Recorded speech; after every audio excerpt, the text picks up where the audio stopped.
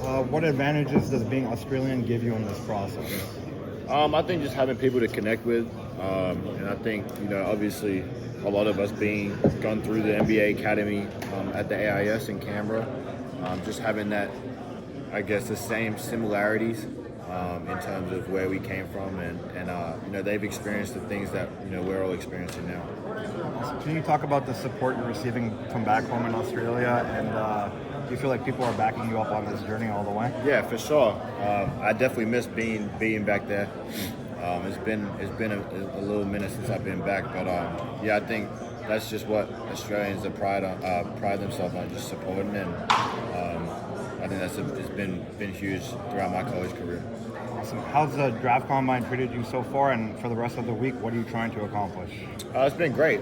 I said to someone else before, just taking it all in at a time, being where my feet are, just being present is a big thing, and I'm just looking forward to just meeting with a bunch of different people, meeting with teams, and just the whole experience itself. Awesome. Do you take notice of the mock draft predictions at all? No, not really. I haven't. Okay. Yes, sir. Do you have one specific Australian player that's mentoring you all the way that you can count on? He'll pick up your phone call anytime. You said mentoring? Yeah. No, I wouldn't say mentoring. I mean, like I said, me and Dice are really close. So I hadn't seen his journey.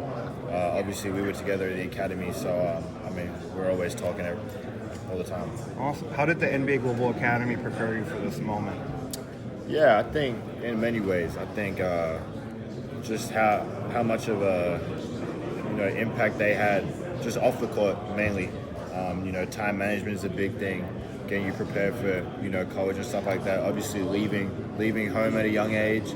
A lot of people leave home for the first time going to college. So I think just areas outside, but on the court, I mean, just all the things that come with basketball, competing at a high level, playing for not just yourself but others.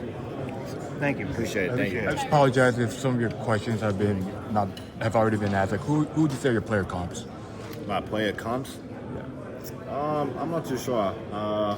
Just trying to be as unique as I can be, and just playing my game at a high level.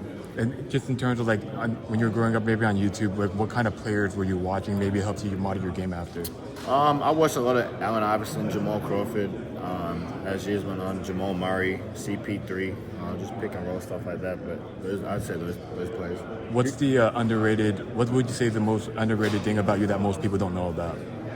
I think the way that I defend the ball.